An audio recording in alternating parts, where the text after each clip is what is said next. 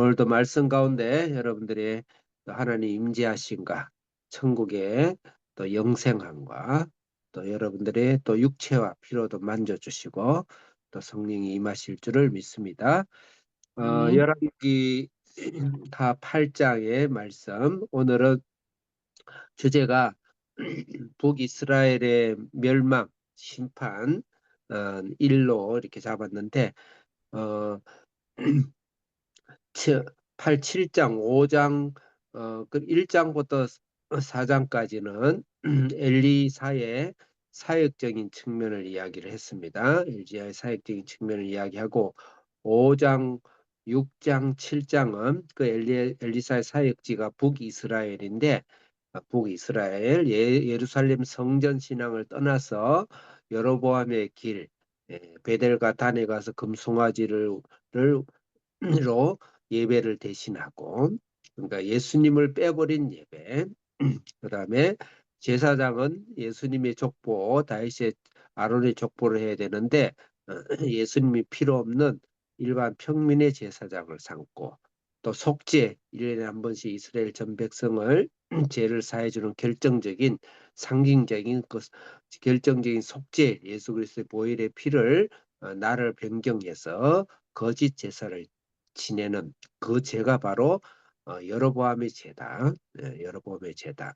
그래서 그런 여로보암의 죄에 그런 북이스라엘의 신앙의 상태를 나병 환자와 소경 앞을 보지 못하는 여러 가지 상징적인 사건을 제시함으로써 북이스라엘의 영적 상태를 이야기를 했다고 생각하면 8장, 9장, 10장은 북이스라엘의 심판입니다. 11장, 12장은 북이스라엘에게 전념된 남유다의 심판입니다. 조금 더 나간다면은 8장부터 12장, 13장까지는 북이스라엘의 심판을 이야기한다 생각하면 되고 13장에 엘리사가 이제 죽습니다. 그다음에 14장부터는 남유다의 심판 그렇게 볼 수가 있습니다. 그래서 8장은 북이스라엘 심판인데 심판에 있어서 북이스라엘의 심판에 있어서 그 죄가 어떤 죄인가? 첫째는 당연하게 예루살렘 성전을 떠난 다시 말해서 이건 장소적 의미가 아니고 예수님이 없는 예수님의 보혈의 공로로 구원을 받지 못하는 모든 인류의 죄를 대신하는 것이죠. 그건 교회 밖에도 있을 수 있고 교회 안에서도 있을 수 있습니다. 그것에 대한 죄죠. 그건 당연히 심판이 심판을 낳게 됐죠. 죄의 결과는 심판이니까. 두 번째로는 그런 것을 첫 번째는 그런 것은 구속사적인 죄, 제사법적인 죄입니다. 그런데 8장에서 오늘 묵상을 좀 해봐야 될 것은 시민법적. 시민법적. 우리가 구원에는 세 가지를 생각해야 됩니다. 첫째는 제사법적. 예수 그리스도의 보혈로 구원을 받는다. 그 다음에 도덕법적. 구원을 받고 난 이후에 땡 끝나는 것이 아니라 하나님의 거룩한 형상을 닮아가는 성령에 의해서 내가 변화되고 거룩한 성령의 열매를 맺어가는 도덕법적인 우리의 책임이 있고 사명이 있고 나중에 천국에 가서는 예수 그리스도의 보혈의 구원과 함께 하나님의 거룩한 성령의 열매를 통해서 우리는 상급을 받게 돼요. 도덕법적인 것이 있고 세 번째 구원에는 이 시민법적인 것이 있어요. 이 땅에서 참 이게 표현이 그 교회에서 표현을 좀 많이 하는 표현인데 많은 사람을 나누고 봉사하고 섬기고 실제 구제라 그러죠.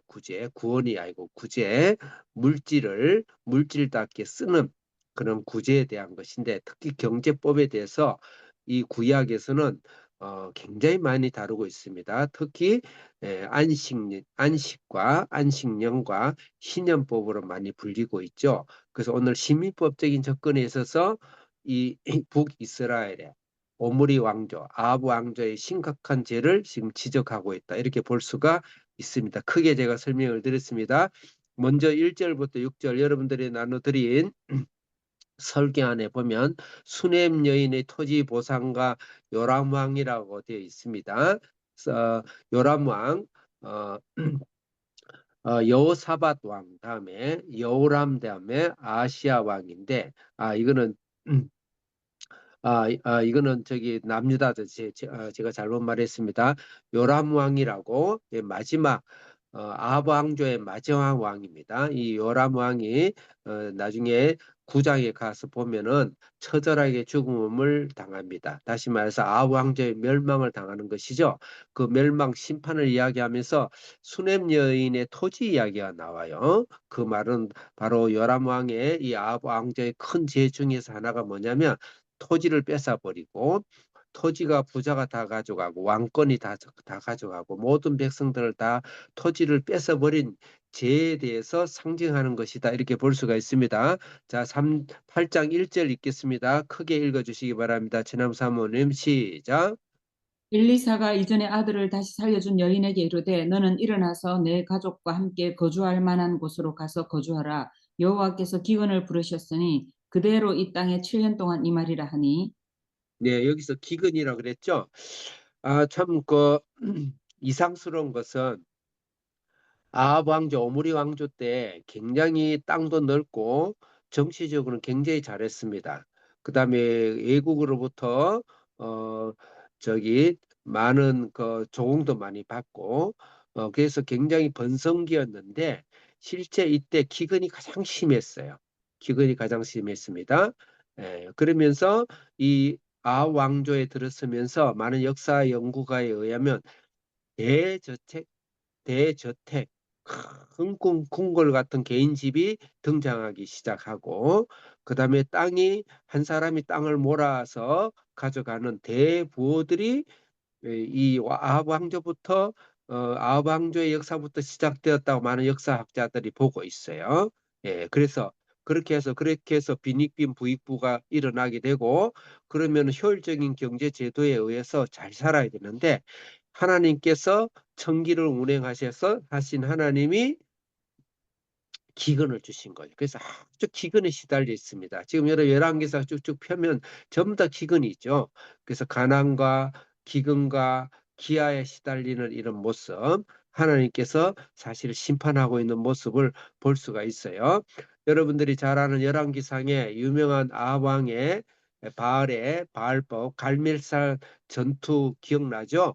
그때 3년 반 동안 온 땅이 가뭄이 든 거 기억이 나죠? 그 심판 열왕기상과 열왕기에 이어서 이 아왕조 이야기를 하고 있는데 기근, 가난, 그다음 비 오지 않는 기압 이것이 굉장히 대표적인 사실은 줄거리로 등장을 시키고 있습니다. 그래서 하나님께서 아주 싫어한다는 것이죠.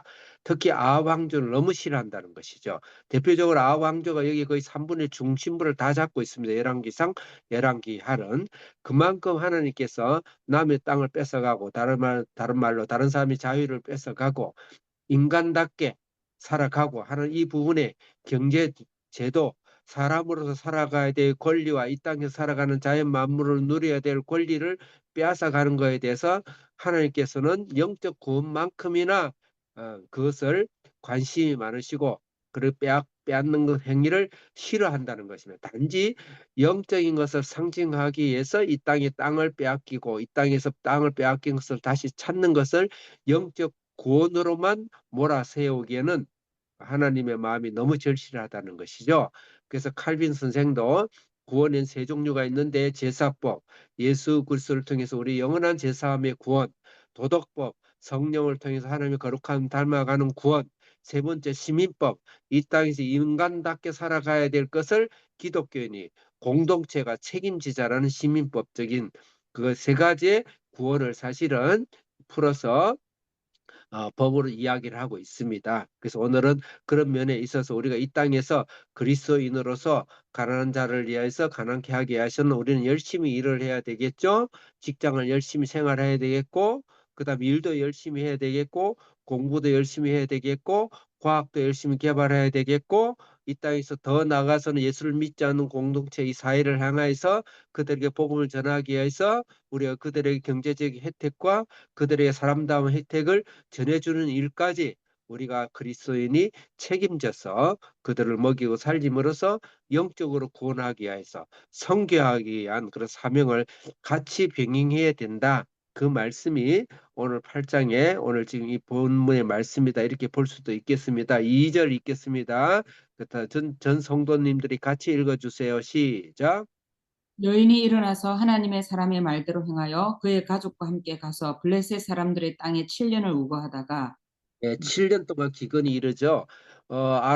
바벨 거기 바알 왕 때 아니 바알의 갈멜산 전투가 일어날 때 열왕기상에서는 3년 반 동안 비가 오지 않았는데 지금은 이제 두 배로 비가 오지 않는 가뭄을 경험하고 있습니다. 3절 읽겠습니다. 시작. 7년이 다음에 여인이 블레셋 사람의 땅에서 돌아와 자기 집과 전토를 위하여 호소하려 하여 왕에게 나아갔더라. 이때 이제 엘리사가 수넴 여인을 등장시켜 상징적으로 등장시킨 겁니다. 수넴 여인을 하나님이 사랑하셔가지고 수넴 여인에게 땅을 다시 주더라, 대답해 주더라. 단순한 그 메시지를 주시려고 하는 게 아니에요. 여기서 수넴 여인을 등장시켜서 7년 만에 다시 돌아와서 땅을 찾게 하는 그런 전 이스라엘의 영적인 메시지를 주기 위한 것이죠. 그래서 7년 다해서 다시 돌아서 호소했습니다. 7년 동안에 애굽에 가서 잠시 피해 있다가 다시 왔는데 아마 땅을 빼앗겼든지 또 뭐 국가가 가져갔든지 딴 사람이 가져갔든지 알 수는 없으나 자기 땅을 빼앗겨 버린 것이죠. 그럼 빼앗긴 대로 끝났을 수가 있는데 하나님 기색을 돌려주는 이야기를 하고 있습니다. 4절 읽겠습니다. 시작. 그때 왕이 하나님의 사람의 사환 게하시와 서로 말하여 이르되 너는 엘리사가 행한 모든 큰 일을 내게 설명하라 하니 5절 시작. 게하시가 곧 엘리사가 죽은 자를 다시 살리신 일을 왕에게 이야기할 때에 그 다시 살린 아이의 어머니가 자기 집과 전토를 위하여 왕에게 호소하는지라 게하시가 이르되 내 주 왕이여 이는 그 여인이요 저는 그의 아들이니 곧 엘리사가 다시 살린 자니이다 하니라. 원래는 7년 만에 자기 땅을 어떤 일이 있어도 돌려줘야 돼요. 그 하나님 계명으로 구원의 법으로 만들어 놨어요. 그런데 이 요람 왕, 아 왕의 왕조들은 그런 건 없는 거예요. 그런 게 없는데 이제 우리 하나님께서 사건을 만들어 주시죠. 게하시가 다시 등장하는데 아마 이제 문동병이 고쳐지고 회개를 한 것 같아요. 이제 엘리사의 사암 게하시가 등장했는데 왕을 만나게 돼 있어요. 왕이 이제 엘리사 이야기를 들어요. 그래 엘리사의 기적 이야기를 듣는데 그때 마침 엘리사가 죽은 아들을 살리는 그 이야기를 막 하고 있는 거예요. 근데 그때 죽은 아들의 엄마와 아들이 같이 나타난 거예요. 이 사람이 바로 그의 아들이고 그의 여자다. 이렇게 하면서 굉장히 기적을 만들어 주죠. 그래서 요람 왕이 놀래가지고 충격을 받아가지고 이 땅을 돌려주는 겁니다. 근데 원래는 법적으로 돌려줘야 된다는 메시지를 주고 있는 거예요. 그렇지만 이 아합 왕조는 그 법을 완전히 바꿔서 성경을 바꿔가지고 성경의 법을 빼앗아가지고 남의 땅을 다 빼앗는 그런 법을 실행하고 있었다. 이렇게 간접적인 메시지입니다. 6절 읽겠습니다. 시작. 왕이 그 여인에게 물음에 여인이 설명한지라 왕이 그를 위하여 한 관리를 임명하여 이르되 이 여인에게 속한 모든 것과 이 땅에서 떠날 때부터 이제까지 그의 밭의 소출을 다 돌려주라 하였더라. 네, 7년 만에 돌려주죠. 당연히 돌려주는 겁니다. 이런 하나님 기적을 맛봐가지고 은혜를 받아서 돌려주는 게 아니고 우리가 하나님께서 은혜로 하는 구원받았으니까 국리를 여기서 하는 것이 아니고 당연하게 돌려줘야 되는 것이다. 7년에 당연히 돌려주는 것이 이 말은 뭡니까? 우리가 구원받은 우리의 의무이기도 하죠. 우리가 의무가 이 땅에서 우리 공동체에 있어서 공동체에서 경제적 회복을 위해서 일하는 것은 의무입니다. 의무. 그다음에 우리가 복음 전도를 해서 전 세계 복음을 전도하기 위해서 그 나라에서 수없는 영혼들을 인간답게 살 수 있도록 하고 그들이 구원받을 수 있고 영적 구원을 받을 수 있도록 하는 그 모든 것을 포함한 의무적인 행위다. 의무적인 말씀이다. 이렇게 우리는 받아들여야 됩니다. 여기서 참고해서 한두 군데 말씀을 좀 찾겠습니다. 오늘은 좀 찾아야 될 것 같아요. 자, 안식년과 안식일과 안식년과 신년의 제도가 바로 이 부분을 담당하고 있습니다. 그래서 잠깐 찾겠어요. 레위기서 25장 여러분 성경을 한번 찾아보시기 바랍니다. 구약 레위기서 25장 1절부터 7절이지만 1절부터 7절이에요. 레위기서 25장 1절부터 10절 1절부터 10절인데 3절부터 7절을 읽겠습니다. 레위기서 25장 구약이에요. 창세기, 출애굽기, 레위기 세 번째 책입니다. 앞에서 25장 3절부터 7절을 읽겠습니다. 3절 크게 읽겠습니다. 시작. 너는 6년 동안 그 밭에 파종하며 6년 동안 그 포도원을 가꾸어 그 소출을 거둘 것이나 6년 다음에 7년이겠죠. 4절 시작. 일곱째에는 그 땅이 쉬어 안식하게 할지니 여호와께 대한 안식이라. 너는 그 밭에 파종하거나 포도원을 가꾸지 말며 안식년이죠. 5절 시작. 내가 거둔 후에 자라난 것을 거두지 말고 가꾸지 아니한 포도나무가 맺은 열매를 거두지 말라. 이는 땅의 안식년임이라. 6절 시작. 안식년의 소출은 너희가 먹을 것이니 너와 내 남종과 내 여종과 내 품꾼과 너와 함께 거류하는 자들과 예, 그다음에 아, 8 어, 8절을 읽겠습니다. 8절 시작. 너는 일곱 안식년을 계수할지니 이는 7년이 7번인즉 안식년 7번 동안 곧 49년이라. 네, 그다음에 10절을 읽겠습니다. 10절 시작. 너희는 50년째 해를 거룩하게 하여 그 땅에 있는 모든 주민을 위하여 자유를 공포하라. 이 해는 너희에게 희년이니 너희는 각각 자기의 소유지로 돌아가며 각각 자기의 가족에게로 돌아갈지며 8절 10절은 안식년을 7년을 해서 그것을 77, 49에다 50, 그 다음에 50년이 그래서 신년 50년을 이야기합니다. 그래서 안식일, 안식년, 신년은 같이 연결되어 있는 것이죠. 확대된 것이죠. 이때 토지를 돌려주는 일들, 면제해주는 일들 이런 것들이 포함되어 있어요. 이 법이 아주 중요한 경제법입니다. 제사법. 제사는 예루살렘 성전을 떠나서 살면 안 되죠. 반드시 예루살렘 성전 예수 그리스도 제사법이 있듯이 안식법이 있어요. 경제법이 있습니다. 이 법은 이 법을 어기면은 제사법을 어긴 것만큼 중요한 죄입니다. 근데 지금 이 아합 왕조는 그걸 완전 파기시켜 버린 것이에요. 처절하게.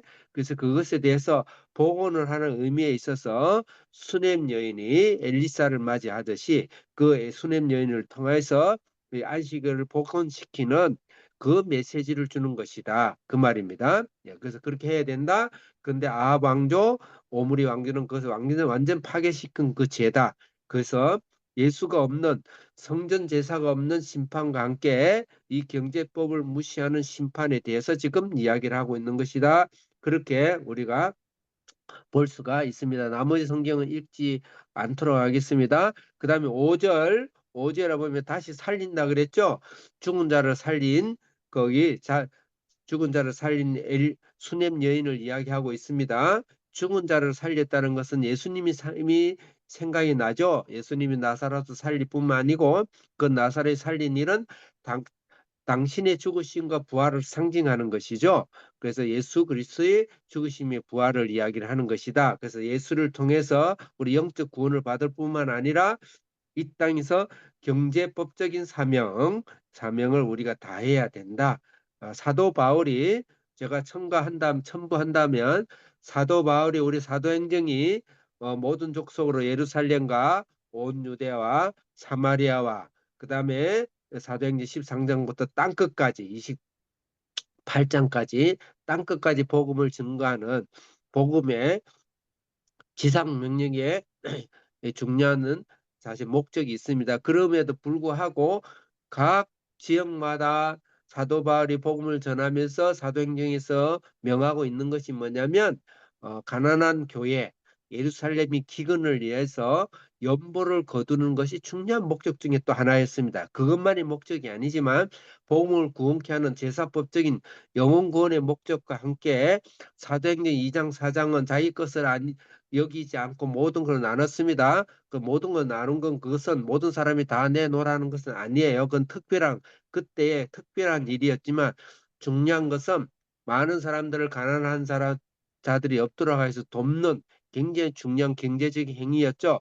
그것과 마찬가지로 1차, 2차, 3차 전도 나갈 때, 2차, 3차 전도 나갈 때 많은 교회마다 가는 곳마다 연보를 거뒀습니다. 그는 사도 바울이 쓴 것이 아니고 예루살렘 기근에 허덕이는 예루살렘을 가난한 교회를 돕기 위해서 그걸 거둔 것이 중요한 또 선교 여행의 목적 중에 하나였습니다. 그것을 생각하면서 우리가 이 땅에서 복음과 함께 사람답게 살고 인간답게 살고 크리스찬답게 살고 복음을 전하기 위해서 물질적인 삶을 중요시 여기면서 우리가 살아야 되는 그런 영적 교훈을 얻어야 되겠다. 그 말입니다. 7절부터 15절은 7절부터 15절은 아람 왕 베나닷의 최후와 하사엘이 등장하는데 이 말은 북이스라엘 심판을 이제 예언하는 거예요. 이렇게 하지 못한 이들에 대해서 심판을 예언하는 것입니다. 제가 왔다 갔다 하는데 한 절만 더 읽겠습니다. 열왕기하 한 장 펴보세요. 9장 열왕기하 9장 21절을 펴보시기 바랍니다. 한 장 넘겨가지고 21절 21절 이 아람 왕이 죽는 모습을 한번 봐야 되겠습니다. 좀 미안하지만 9장 21절인데 21절 한번 읽겠습니다. 크게 시작. 요람이 이르되 메우라 하매 그의 병거를 메운지라. 이스라엘 왕 요람과 유다 왕 아하시아가 각각 그의 병거를 타고 가서 예후를 맞을새 이스라엘 사람 나보스의 토지에서 만나매. 예, 여기서 요람 왕은 아합 왕조의 마지막 왕입니다. 왕조가 여기서 이제 죽어요. 죽는데 참 비참하게 죽어요. 비참하게. 예, 이 말을 듣지 않았어. 그 나봇의 토지에서 만난다. 나봇의 포도원을 아합 왕이 뺏어요. 그럼 아유 뭐 개인 왕이 뭐 개인 뭐 땅 좀 뺏었다고 뭐 그렇게 대수냐 그러는데 땅은 팔으려는데 팔지를 않은 거예요. 그러니까 죽여버리고 뺏는 거예요. 이 말은 다른 개인적인 땅이 아니고 이 경제제도, 하나님의 시민법적인 경제제도를 무시하고 엎어버리고 아왕조, 지주제도를 도입하는 상징적인 행위입니다. 거기에 대해서 하나님 굉장히 분노하고 계시다고 볼 수가 있습니다. 그래서 24절 읽겠습니다. 24절 시작. 요람이 곧 손을 24절 24절 예후가 힘을 다하여 활을 당겨 요람의 두 팔 사이를 쏘니 화살이 그 염통을 꿰뚫고 나오매 그가 병거 가운데 엎드러진지라. 네, 너무 잔인해서 미안합니다. 25절 시작. 예후가 그의 장관 벅길에게 이르되 그 시체를 가져다가 이스라엘 사람 나봇의 밭에 던지라. 내가 기억하려니와 이전에 너와 내가 함께 타고 그의 아버지 아합을 쫓았을 때 여호와께서 이같이 그의 일을 예언하셨느니라. 예, 예언을 했었습니다. 예언을 해서 하나님 아합이 나무 포도원을 뺏었을 때 엘리야가 이걸 예언을 했어요. 그 엄청난 심판을 이야기할 것이다. 그래서 나봇에서 던지리라. 26절 읽겠습니다. 시작. 여호와께서 말씀하시기를 내가 어제 나봇의 피와 그의 아들들의 피를 분명히 보았노라. 여호와께서 또 말씀하시기를 이 토지에서 내게 갚으리라 하셨으니 그런즉 여호와의 말씀대로 그의 시체를 가져다가 이 밭에 던질지니라 하는지라. 이 아왕조의 죽음을 나봇에다 던져버리는 것이죠. 나봇에서 죽음을 비참한 죽음을 당하게 됩니다. 이 말은 나봇 포도원 사건을 다시 기억하게 하는 것이죠. 그만큼 오늘 이 메시지가 강하다. 그래서 8장, 9장, 10장에 북이스라엘을 심판하면서 이 토지 제도 이것을 무시한 이것을 처음과 끝에 등장시켰다는 것이 굉장히 의미가 있는 것입니다. 자, 그래서 북이스라엘의 하사엘을 준비시켜 가지고 그다음에 베나다 아람 왕을 준비시켜서 심판하고자 하는 하나님의 모습을 볼 수가 있습니다. 7절 읽겠습니다. 시작. 엘리사가 다메섹에 갔을 때에 아람 왕 베나다시 병들었더니 왕에게 들리기를 이르되 하나님의 사람이 여기 이르렀나이다 하니. 예, 엘리사가 다맥색은 아람의 수도입니다. 수도 8절 읽겠습니다. 시작. 왕이 하사엘에게 이르되 너는 손에 예물을 가지고 가서 하나님의 사람을 맞이하고 내가 이 병에 살아나겠는지 그를 통하여 여호와께 물으라. 예, 이 왕은 베나닷, 이건 이스라엘이 아니고 적군인 아람 왕의 베나닷입니다. 그 베나닷이 이 엘리사에게 막 경험을 많이 했죠. 이 명성을 너무 잘 알죠. 그러니까 자기가 병이 들었는데 이제 좀 살려주라고 손을 내민 거죠. 그러면서 큰 예물을 갖고 찾아가는 거예요. 그러면 아람 왕 베나닷이 결국은 죽게 되는데, 아람 왕 베나닷이 엘리사를, 하나님을 어떻게 경험했는지 열왕기야, 여러분들이 나중에 교재에 보면 열왕기야 5장 5절에서 6절만 읽어야 되는데 시간이 없어서 안 읽겠습니다. 열왕기야 5장의 이 사건은 나만 사건입니다. 이 베나다 왕의 가장 거기 오른손 같은 장군, 나만 장군, 베나닷을 만들어준 나만 장군인데 나병이 걸렸죠. 그래가지고 이스라엘 엘리사에게 찾아가게 해가지고 병을 낫게 하죠. 그 요단강이 7번 들어갔다 나왔다 해가지고 낫게 되죠. 예. 그래서 나만 장군을 만나 통해서 엘리야의 능력을 본 거예요. 그럼 베나닷이 하나님 앞에 무릎을 꿇어야지, 개인적으로.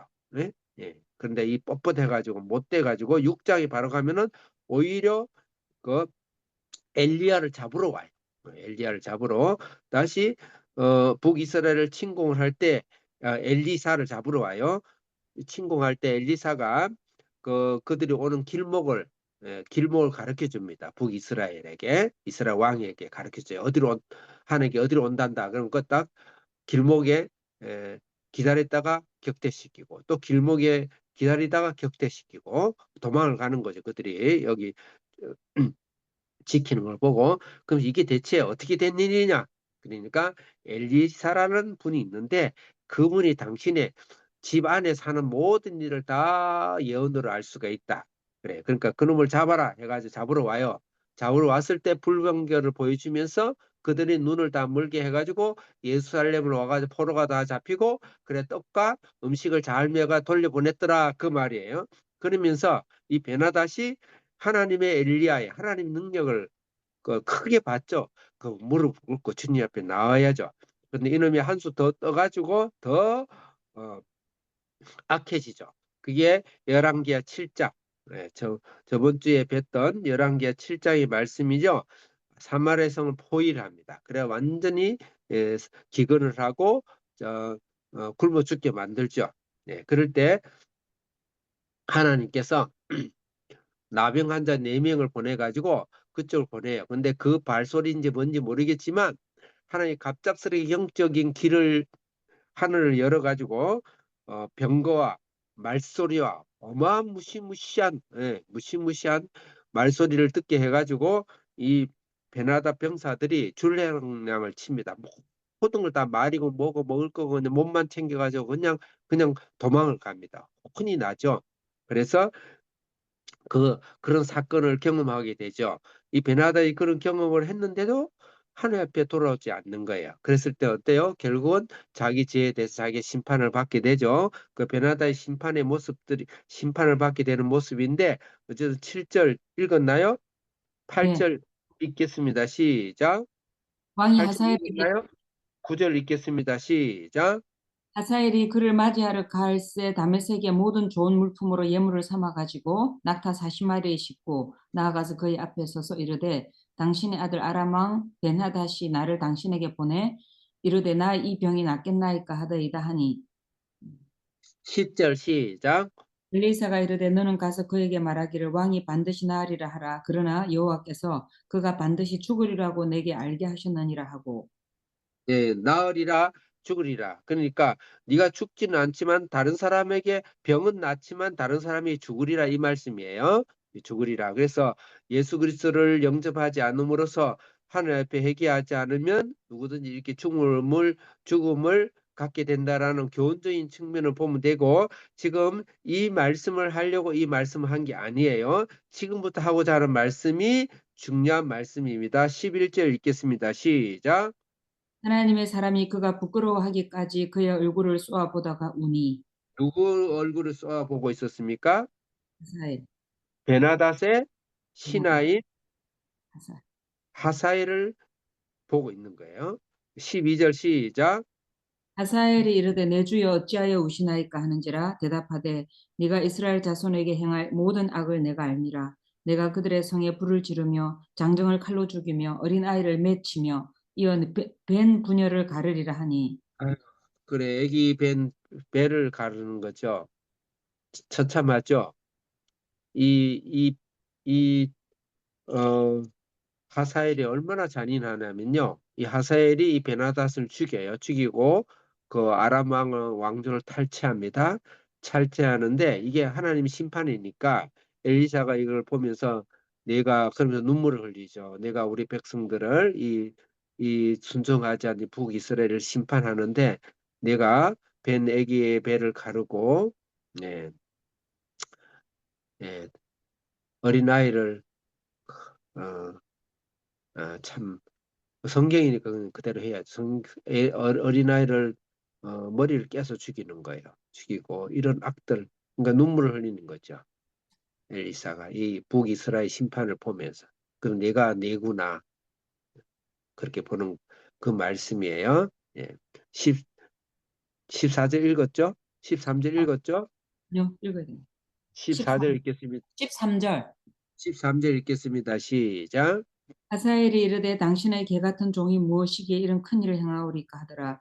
엘리사가 대답하되 여호와께서 네가 아람 왕이 될 것을 내게 알게 하셨느니라 하더라. 예, 그 심판을 예고하는 겁니다. 그래서 7절부터 15절은 이 베나닷을 죽인 하사엘을 통해서 아람 하산을 잔인한 화살을 하사엘을 통해서 북이스라엘 불순종과 하나님 법을 떠나버린 북이스라엘을 심판하심을 예고하는 것이 바로 7절부터 15절의 말씀입니다. 14절 읽겠습니다. 시작. 그가 엘리사를 떠나가서 그의 주인에게 나아가니 왕이 그에게 묻되 엘리사가 내게 무슨 말을 하더냐 하니 대답하되 그가 내게 이르기를 왕이 반드시 살아나시리이다 하더이다 하더라. 15절 시작.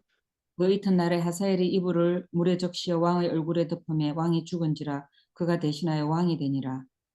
네, 그래서 심판의 도구를 쓰는 어, 하사엘, 심판의 도구를 쓰는 아람 왕 쿠데타를 일으킨 하사엘, 잔인한 하사엘, 좀 잔인하기 이를 데 없는 하사엘. 나중에 이제 예후도 나와요. 예후를 통해 또 심판해요. 그래서 지금 8장, 9장, 10장은 잔인한 그 멸망의 심판을 이야기해요. 심판을. 어, 그래서 심판장인데 어, 네, 제가 참 목이 메이네요. 그래서 하나님 심판. 그러면 이제 이 북이스라엘 이제 북이스라엘에게 전염이 되어버린 유다 왕 이야기입니다. 이제 지금부터 마지막까지는요. 뭐 북이스라엘 친구 따라 강남 간다고 친구를 잘못 만나가 타락하듯이 이 북이스라엘은 르호보암 예루살렘 성전의 제사를 갖고 있어요. 예수 그리스도로 확실한 구원을 받았다. 이제 혹시 오해하는데 북이스라엘은 여로보암이니까 성전을 떠난 신앙이기 때문에 북이스라엘은 다 구원받지 말고 멸망했다. 그 말이 아닙니다. 신앙의 유형을 이야기하는 거예요. 북이스라엘 가운데서도 예수님을 믿고 구원받은 사람이 있겠죠. 남 남유대에도 예수님을 믿지 않고 북이스라엘처럼 구원받지 못한 자들이 있겠죠. 그죠? 그런데 신앙의 유형을 이야기하는 거예요. 북이스라엘이라고 하고 다 구원 못 받다 이 말이 아니고 신앙의 유형을 이야기하는 겁니다. 그래서 남유다가 예루살렘 성전을 갖고 있는데 예루살렘을 통해 예수님을 통해서 구원받은 신앙을 갖고 있는데 이들이 북이스라엘의 행태를 따랐어. 북이스라엘을 따라서 거기에 물들어 버린 것이죠. 그 왕들의 이야기를 지금 하고 있는 것입니다. 그게 바로 요람과 그다음에 그의 아들 아하시아의 이야기입니다. 예. 그럼 여기는 여호람은 여호사밧이고 그다음에 여호람이고 아하시아고 이렇게 3대로 나옵니다.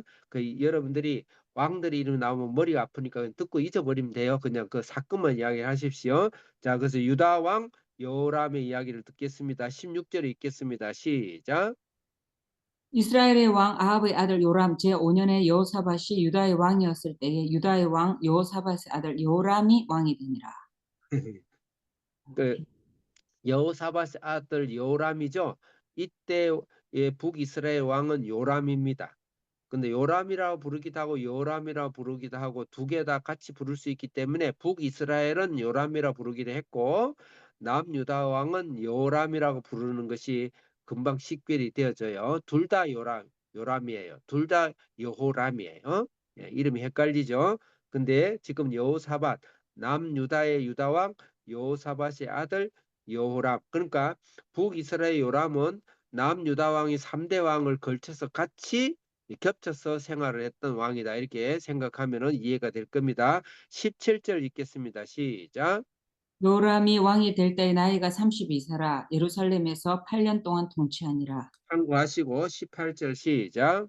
그가 이스라엘 왕들의 길을 가서 아합의 집과 같이 하였으니 이는 아합의 딸이 그의 아내가 되었음이라. 그가 여호와 보시기에 악을 행하였으나. 이게 바로 죄입니다. 유다 왕 여호람 왕의 죄, 또 북이스라엘의 요람의 죄, 아합의 죄, 똑같은 죄죠. 첫째는 뭐냐면 여기는 남유다 왕인데 남유다 왕 요람이 그가 북이스라엘 왕들의 길을 걸었더라. 다시 말해서 여로보암의 길을 걸었더라. 여로보암의 길에 가장 악한 왕 아합의 집의 길을 걸었더라. 세 번째로 그 아합의 딸인 아달랴를 아내로 삼았더라. 삼중 상겹 저주죠. 상겹적인 악행이죠. 예. 이스라엘 북이스라엘 왕, 다시 말해서 성전 예배를 떠난 여로보암의 길을 걸었고, 그다음 그 중에서 가장 악한 아합의 집의 길을 걸었고, 이게 상관이 없는 사람이 남유다 사람들인데, 그 다음에 더 나아가서 그 악한 땅 이세벨의 딸 아합과 이세벨의 딸 아달랴를 그의 아내로 삼아가지고요, 완전 그냥 남유다를 그냥 어, 토토화시켜 버리는 겁니다. 우상과 악하죠. 그래서 같이 심판을 받아요. 나중에 처참한 심판 받습니다.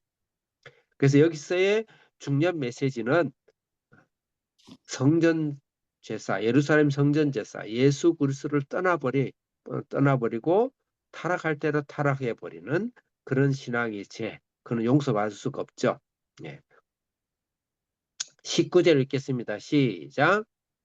여호와께서 그의 종 다윗을 위하여 유다 멸하기를 즐겨하지 아니하셨으니 이는 그와 그의 자손에게 항상 등불을 주겠다고 말씀하셨습니다. 예, 항상 등불을 주겠다고 말씀하셨어요. 누구를요? 다윗과 다윗의 집이죠. 다윗과 다윗의 집에 그의 자손들에게는 항상 등불이다. 이 말은 다윗의 자손을 통해서 예수님이 오신다는 말씀을 하시는 겁니다. 이게 이제 제사법적인 것이죠. 예, 제사법적인 예언이죠. 구속사의 사실 예언이죠. 다윗과 다윗의 집을 통하여서, 그래서 그렇지만 이렇게 타락을 했지만 이 계보를 통해서 예수님이 오신다. 여러 르호보암을 통해서 성전 제사를 통해서 예수님이 오신다는 말씀을 하고 있습니다. 여러분 한 군데 찾아보겠습니다. 이거는 찾아보세요. 계시록 21장 23절.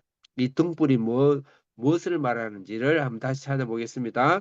계시록 21장 제일 끝에 있어요. 21장 23절. 직접 찾아보겠습니다. 21장 23절. 22절, 23절 두 절을 읽겠습니다. 계시록서 21장 22, 23절 이 등불이 무엇인지를 생각하면 읽겠습니다. 다 찾으셨죠? 22절 시작. 성 안에서 내가 성전을 보지 못하였으니 이는 주 하나님 곧 전능하신 이와 및 어린 양이 그 성전이심이라. 그 성은 구약이나 신약의 마지막이나 성전이 중요하죠. 성전이라는 이것은 장소적인 성전을 말하는 게 아니에요. 예수님을 이야기하는 것입니다. 자, 23절 시작.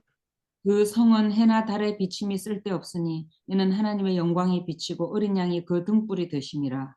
누가 등불이 되어져요? 어린 양 어린 예수 양이죠. 어린 양은 누구세요? 예수 그리스도. 예수님이죠. 그때는 해나 달이 필요가 없죠. 빛이 필요가 없죠. 그분이 빛이시죠. 네. 창세기에 빛이 있으라. 예, 원초적인 빛이 있죠.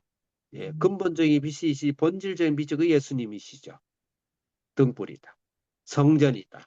다윗의 후손이다. 할렐루야. 아멘. 아멘, 아멘, 아멘. 그래서 우리 예수님, 그래서 백문일답이야. 무조건 예수님이야. 여러분 구약을 읽으시고 예수님 은혜 깊이 들어가야 돼. 그러고 나서 나머지 말씀, 교훈, 율법, 뭐 다 좋아요. 네? 네, 다 좋아요. 네. 자, 그래서 그것이 없는 그런 그것에 주님 그 신앙이 제일 중요한데 유다 왕 여호람은 그것을 떠나서 북이스라엘의 길을 걷고 아합의 길을 걸었더라. 그 말이에요. 그래서 계속 이 열왕기야 계속 중요한 것은 르호보암의 길과 솔로몬 성전을 중심으로서 르호보암의 길과 솔로몬 성전이 타락됐지만 어쨌든 예수님으로 통해서 구원받는 르호보암의 길과 예수님을 버려버리는 여로보암의 길인데 지금 현재 여로보암의 길에 대한 심판을 지금 8장, 9장, 10장에 이어서 한다 이 말씀입니다. 20절 빠르게 읽겠습니다. 20절부터 시작. 여호람 때에 에돔이 유다의 손에서 배반하여 자기 위에 왕을 세운 거로 21절 시작.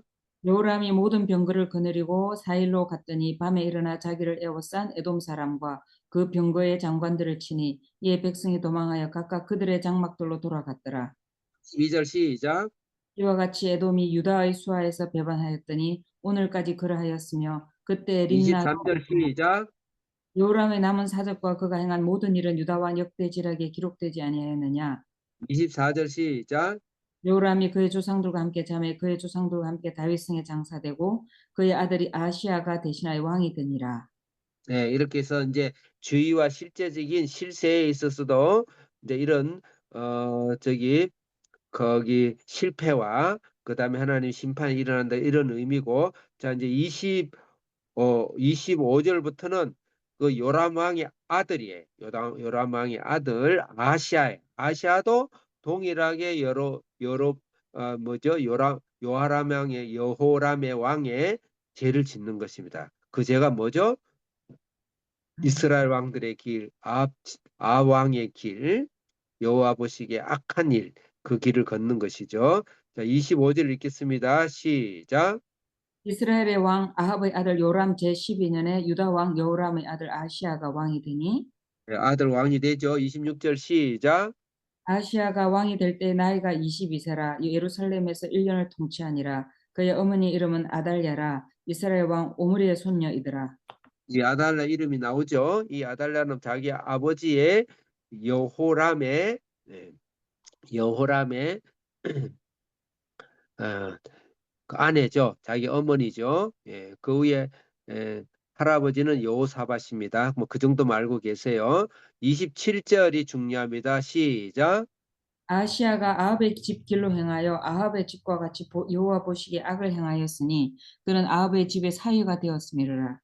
직접 사회는 아니지만은 이건 하나의 그 비유적인 거예요. 그냥 아합의 길을 들어섰다. 그냥 가족이 되었다 이 말입니다. 아합의 집 길을 행하였고 아합의 집과 같이 되었고 여호와 보시기에 악하였고 그다음 아달라의 길을 걸었더라 이 말이죠. 심각하죠. 그 길을 심각하죠.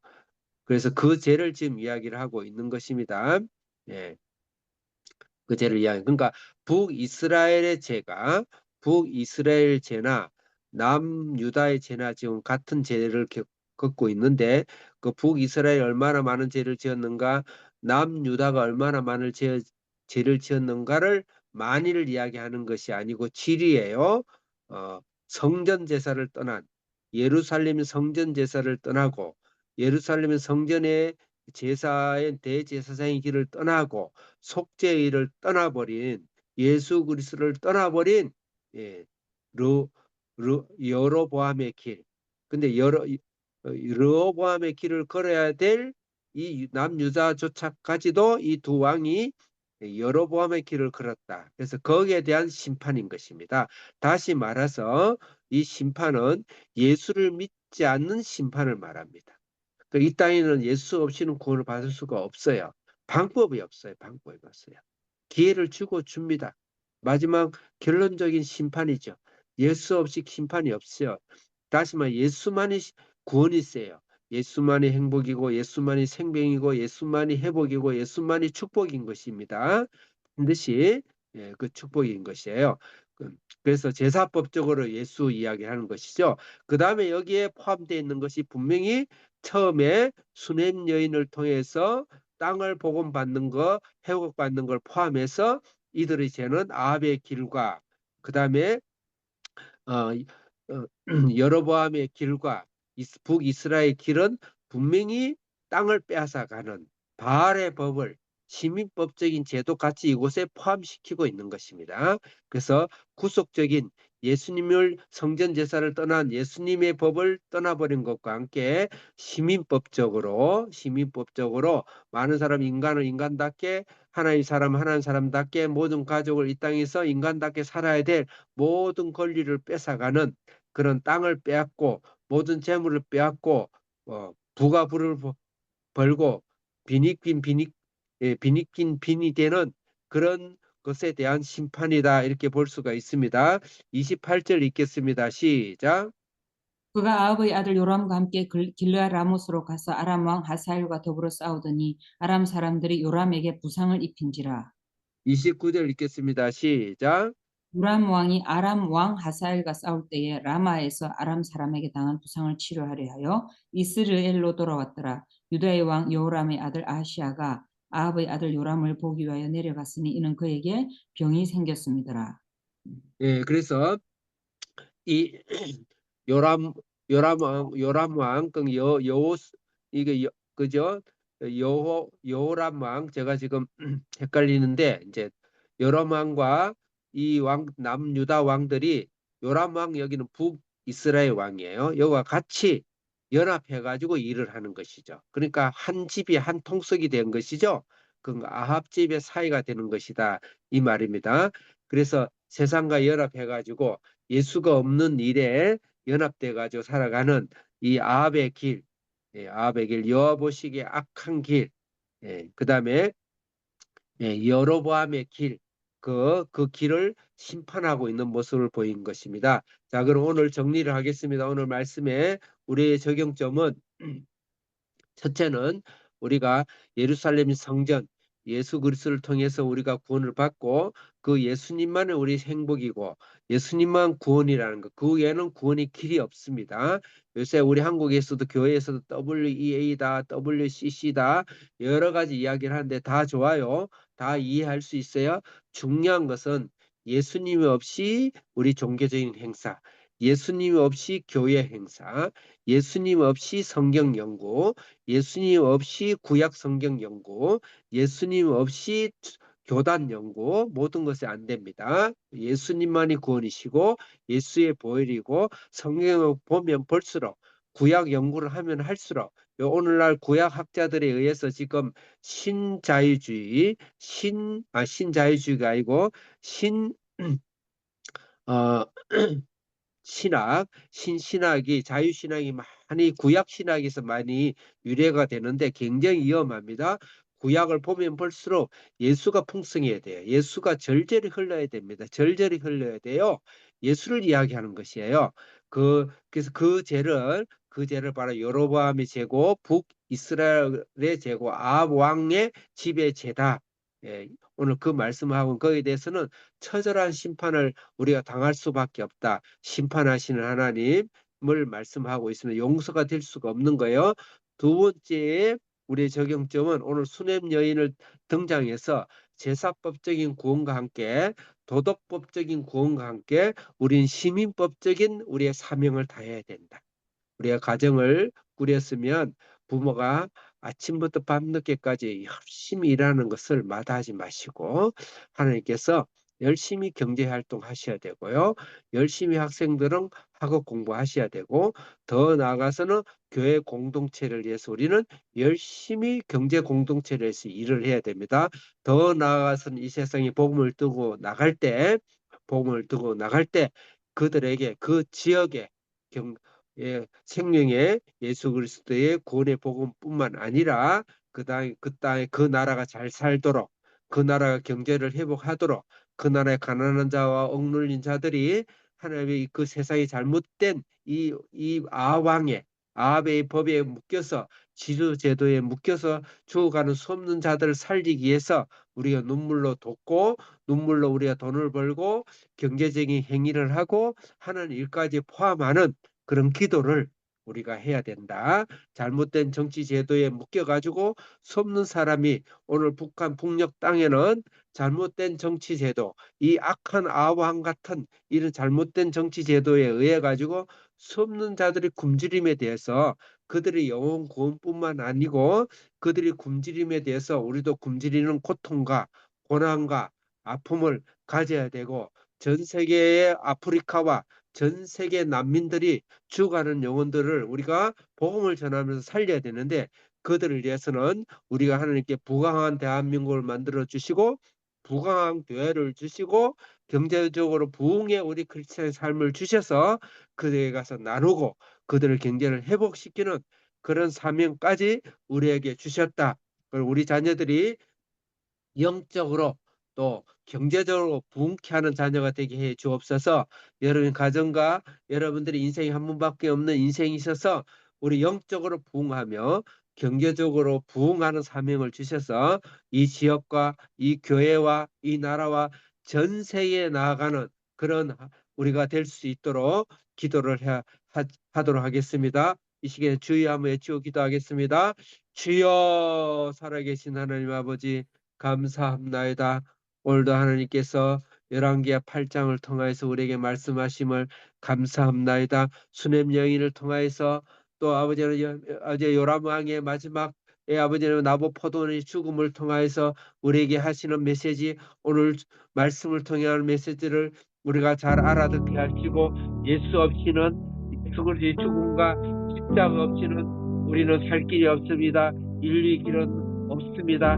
갈 길이 없습니다. 우리가 엄한 소리를 하지 않게 하시고 교회가 엄한 곳에 신경 쓰고 엄한 곳에 모든 에너지를 엄한 곳에 잘못된 여로보암의 길을 가는 그런 신신학의 길에 자유신학의 길에 걷지 않도록 우리를 권하시고 하오나 역설적으로 우리가 예수 그리스도의 제사법에 의해서 예수님 제물이 되어주시고 성전제사로서 우리를 예루살렘 성전으로서 우리를 아버지 구원해 주신 그 은혜와 함께 예수 그리스도의 피 묻은 은혜와 함께 우리가 아버지 이 세상에서 돕는 자를 살리고 돕는 자를 물질적으로 경제적으로 정치적으로 살릴 수 있는 그런 능력과 권세와 학력과 학업과 하나님의 권능을 주셔서 이 땅에 있어서 하나님이 그리스도인들이 하나님의 왕국을 이루며 경제적 회복을 하여서 이 나라의 교회를 살리고 이 나라를 살리고 이 나라의 부강한 하나님의 능력을 통해서